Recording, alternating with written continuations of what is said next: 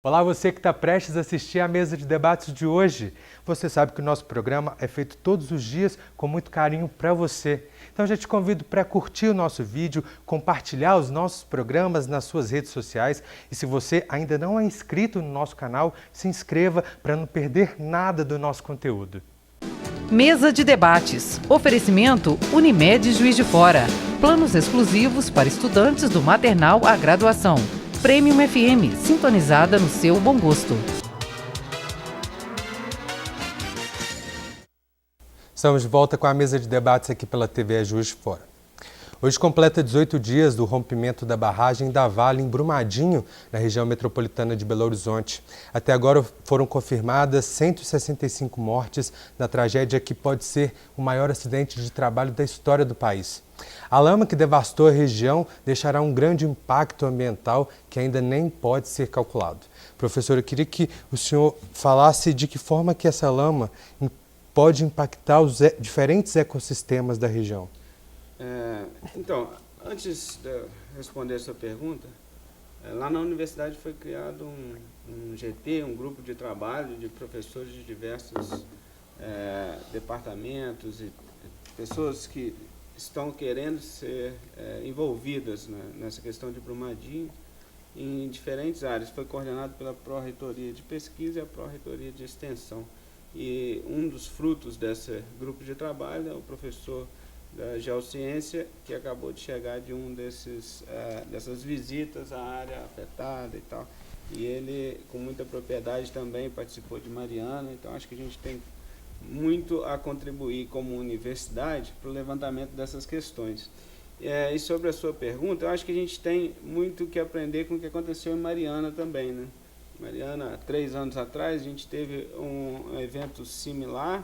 Infelizmente, essa tragédia volta a acontecer no nosso país. E em Mariana, a gente, a um primeiro momento, a gente foi a campo e a gente observou que muitos dos metais que estavam presentes lá, eles não estavam disponíveis para serem utilizados pela biota aquática naquele primeiro momento. Mas a gente já sabia que com o passar do tempo esse metal pode ser liberado e aí entra na cadeia trófica, vai desde lá do menor nível da cadeia trófica, vai se acumulando na cadeia trófica, um processo que a gente chama de biomagnificação, até chegar na gente, por exemplo, que nós somos o topo da cadeia alimentar, né? Então, se a gente está comendo um peixe, o peixe comeu um peixe menor, etc., até a gente chega nesse processo de magnificação trófica. E a gente, num primeiro momento, então, a gente foi em Mariana, a gente viu que os metais não estavam disponíveis para serem utilizados, mas a gente sabe que isso é uma conversão que depende de alguns fatores, e esses metais que, num primeiro momento, não estavam disponíveis, agora podem estar.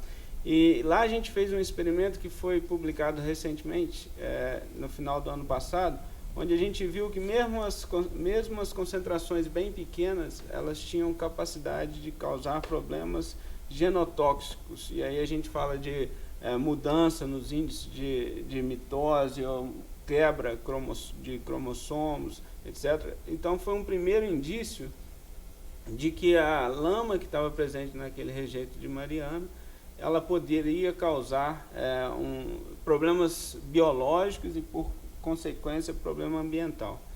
Um dos principais problemas que a gente tem, além dessa capacidade de ser tóxica, a gente tem também um impacto no ambiente. Essa lama, a primeira coisa que ela faz é aumentar a turbidez da água. Então você vê lá aquela água barrenta.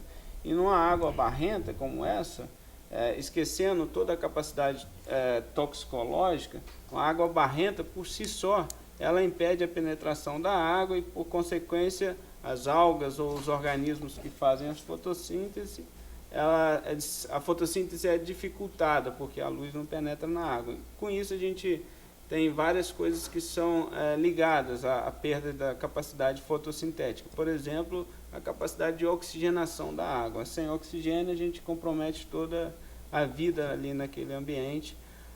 Além de essa lama, por ser mais densa, ela tem uma capacidade de sedimentação e formar uma camada no fundo dos rios ou nas margens, que é uma camada totalmente sem vida, né? O fundo dos rios não é uma coisa sem vida. Geralmente, muitos organismos habitam ali e têm um papel fundamental no funcionamento do ecossistema. Então a gente pode esperar, em um primeiro momento, perda da capacidade fotossintética, diminuição do oxigênio e dificuldade para as espécies que habitam o ambiente aquático de continuar ali habitando. Professor Natan. Professor, vocês não dizem que Mariana foi muito pior em termos de meio ambiente do que Sobradinho, não é verdade?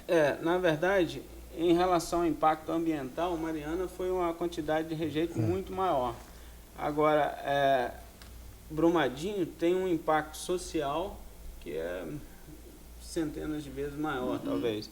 Agora, só concluindo, a lama, o rejeito que foi jogado em Brumadinho, agora com essa catástrofe, os principais dados agora apontam que ele tem uma toxicidade maior do que tinha em Mariana.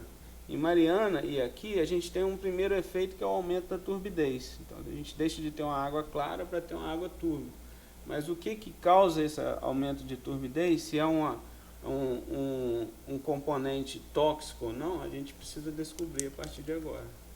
E qual é a possibilidade de regeneração? Quantos anos a gente vai levar para que Minas se reerga? Então, essa é uma excelente pergunta. Assim como eu acredito muito na capacidade do brasileiro de enfrentar tragédias, eu tenho aprendido muito estudando os ambientes e eles são mais resilientes do que a gente imagina. Na ecologia existem duas formas de você quantificar o impacto e a resposta dos ambientes. A primeira é quanto à resistência. Esses dois ambientes, tanto Mariana quanto Brumadinho, agora o Rio Paraopebas, foram ambientes que a gente viu que são pouco resistentes frente à pressão que eles foram submetidos. Então a resposta foi imediata, eles não tiveram resistência. Mas tanto em Mariana, o Rio Doce, quanto agora o Rio Paraopebas, eu acredito na resiliência deles. Então, assim, por mais que os modelos e os trabalhos digam que a gente vai precisar 10, 15 anos para esses rios voltarem a ter vida novamente, reconstruir aquele ecossistema de forma natural, eu acho que eles têm capacidade de se reestabelecer muito antes. Lógico que, se tiver qualquer força humana para ajudar esses ambientes a se reestabelecer, melhor. Mas, de novo, são rios, são ambientes muito resilientes. O próprio Rio Doce, lógico, se você passa num momento de seca hoje, você ainda costuma ver a lama, uma coloração mais túrbida, mais escura da água, mas no momento de águas altas você vê um rio bastante claro já. Quer dizer, 3 anos a gente tem uma recuperação significativa desse ambiente. Mas o que as empresas mineradoras, por exemplo, podem fazer para dar essa ajuda que o senhor acha que o acelerar ser esse humano processo de pode recuperação, dar? né? Qual o procedimento que deveria ser adotado? A primeira coisa é não jogar mais, né? Então, Mariana, por exemplo, a gente teve por um tempo significativo, depois do rompimento da barragem, ainda vazando lama para o principal afluente do Rio Doce. Agora, em relação ao Brumadinho, a gente tem algumas técnicas. Por exemplo, a universidade aqui testa o reflorestamento das margens para evitar que esse sedimento possa ser ressuspenso e vá de novo para o ambiente. Existe um projeto que deveria ser mais conhecido no Brasil, mas na década de 70 teve uma catástrofe ambiental em um lago da Amazônia, onde toneladas de rejeito foram jogados nesse lago. E depois houve um processo de restauração ecológica do lago, onde uma das principais medidas foi o reflorestamento das áreas marginais, porque quando você planta, as raízes e o crescimento das árvores, ela impede que aquele sedimento volte a ser ressuspendido e volte a entrar no ambiente aquático de novo. Então essa é uma das principais medidas que eu sempre sugiro. Lógico que tem também medidas mais caras, por exemplo, dragagem de alguns pontos mais específicos, pontos mais interessantes, poderiam ser feitos modelagem, por exemplo, para ver locais onde existe maior chance de acúmulo dessa lama e ali naqueles locais fazer a dragagem. Aquelas redes que eles colocaram agora para impedir grandes rejeitos, né, irem para o rio? Aquilo tem alguma utilidade prática mesmo eficaz, não? Eu confesso que eu desconheço essas redes. Então Eles colocaram aquelas redes, né, para impedir que os descessem as águas do rio. É muito difícil, né? Porque a principal forma para você evitar que essa rejeito avance seria ter um outro barramento, né? Porque aí você reduz a velocidade da água, você quebra a energia da água para transportar essa matéria e aí acaba sedimentando. Mas isso requer a construção de uma outra barragem ou a presença de uma outra barragem no caminho, que pode acontecer quando o rio Paraopebas, logo a seguir, ele encontra, ele deságua na represa de Três Marias, né? Então ali pode ser um acúmulo de grande quantidade desse rejeito. Quando o rio tem uma queda d'água, isso ajuda a purificar, ajuda a oxigenar melhor, né? Oxigenar, sim. Qualquer movimentação física, ela aumenta a transferência de troca gasosa. Então aumenta, por exemplo, a entrada de oxigênio na água. O que a gente tem visto é que lá para cima, onde ocorreu o rompimento da barragem, o rio está num estado de turbidez tão alta que praticamente inviabiliza qualquer forma de vida.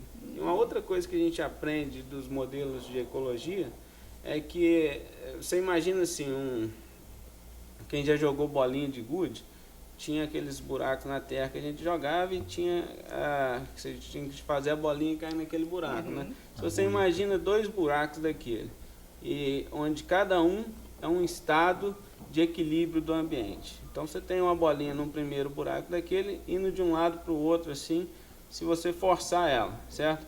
Agora, se você forçar ela muito, ela sai de um buraco e cai no outro. Então isso a gente chama de mudança de estado de equilíbrio. Você tem um estado que o ambiente estava equilibrado, agora ele passou para um outro estado. Não estou dizendo se um estado é melhor ou pior do que outro.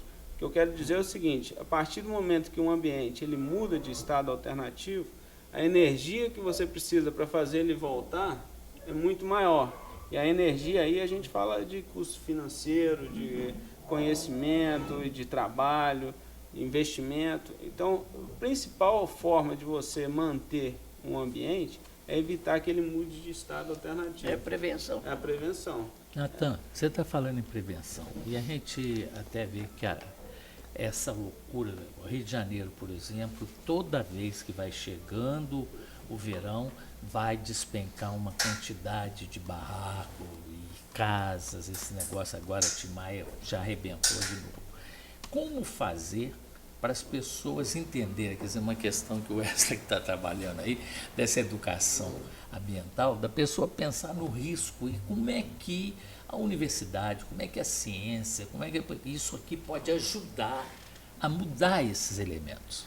Pode ser daqui a pouquinho? Sim. A gente agora vai para o último intervalo do nosso programa de hoje, já voltamos.